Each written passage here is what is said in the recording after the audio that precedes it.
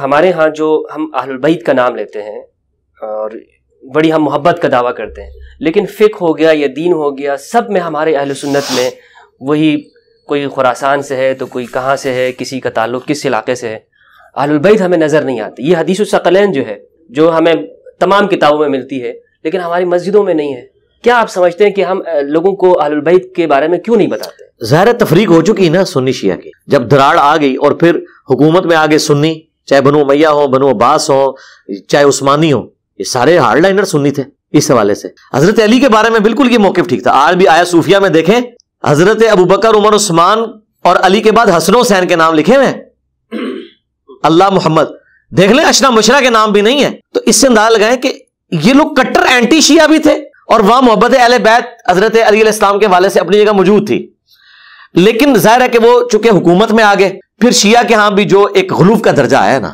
اس کی وجہ سے یعنی معاملات بگڑ گئے۔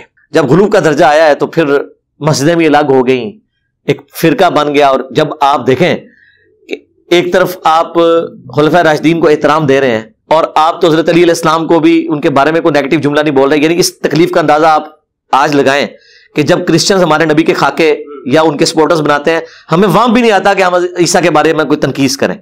ہم حضرت عیسیٰ علیہ السلام کی عزت بھی ویسے ہی کرتے ہیں اور ان کے اپنے ایمان کا حصہ سمجھتے ہیں جس طرح نبی علیہ السلام پہ ایمان لانے کو۔ اس طریقے سے سنیوں کے تو ہاتھ پاؤں انہوں نے باندھ دیے نا۔ جب یہ خلفائے ثلاثہ پہ بکواسیات کرتے تھے تو سنی تو یہ وام بھی نہیں لا سکتے تھے کہ شیعہ کو ہی چڑھانے کے لیے حضرت علی کے بارے میں کچھ جملہ بول دیں، کیونکہ وہ مانتے تھے کہ حضرت علی کے بارے میں بھی بکواس کرنا گویا ایسے ہی ہے کہ جس طرح رسول اللہ کے بارے میں کوئی کر رہا ہے۔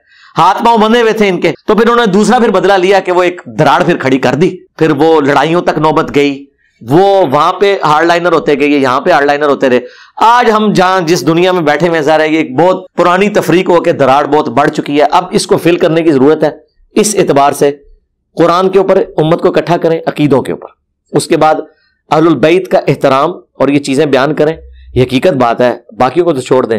اہل حدیث کے اسکالرس بن کے نکلے، ہم نے ان سے حدیث ثقلین کے بارے میں پوچھا تو وہ سیدھا حاکم میں جا کے گرے، قرآن اور سنت اور مسلم کی 4 حدیثیں انہیں پتہ ہی نہیں۔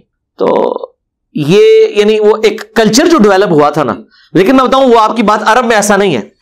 اب شیخ البانی جو ہیں شیعہ کے بارے میں اتنے ہارڈ لائنر ہیں، سخت ہیں شیعہ کے بارے میں، کوئی سنی اتنا سخت نہیں، لیکن دوسری طرف جب اہل بیت کا دفاع آتا ہے تو لگتا ہے یہ کوئی رافضی ہے۔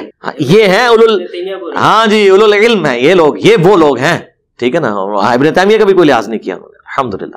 چھوڑ دیں ابن حجر کو، انہوں نے کہہ دیا کہ ابو الغادیہ کے بارے میں جو تم کہہ رہے ہو کہ جی اسے بشارت کفایت کر جائے گی، نہیں یہ تخصیص ہے، تو اس سے وہ ولی فضیلت اٹھ گئی۔ صحابہ میں تم کس دادا کریں، حالانکہ انہیں یہ خیال نہیں آیا کہ مسند احمد میں مسند ابو الغادیہ موجود ہے، ابو الغادیہ کی حدیثیں ہیں، ہم تو آج بھی رضی اللہ عنہ کہتے ہیں، ٹھیک ہے۔ تو مطلب ظاہر ہے کہ ہمارا وہ ایک احترام والا جذبہ ہے۔ ویسے لوگ ہم سے ناراض بھی ہیں اس حوالے سے کہ جی وہ بھی رضی اللہ عنہ ہو، وہ بھی رضی اللہ عنہ ہو۔ یار آپ لوگ یہ دیکھا کریں ہم رسول اللہ کی نسبت کی وجہ سے کر رہے ہیں، خدا کے لیے آپ اس چیز کو سمجھیں بس۔ اگر کوئی رضی اللہ عنہ نہیں ہے میرے کہنے سے ہو نہیں جانا اس نے، اور اگر وہ ہے تو دنیا بھر کے سارے رافضی مل کے بھی اس پہ لانتے بھیجیں، اللہ کے حضور وہ رضی اللہ عنہ ہے۔ اس لیے آپ کسی پہ قدغن نہ لگائیں، میرا رائٹ ہے یار۔ اگر آپ اپنے جاہل بابوں کو رحمہ اللہ کہتے ہیں تو ہم صحابہ کو رحمہ اللہ یا رضی اللہ عنہ کیوں نہ کہیں، علیہ السلام بھی کہہ لیں یار، کوئی فرق نہیں پڑتا۔ دعائیہ کلمات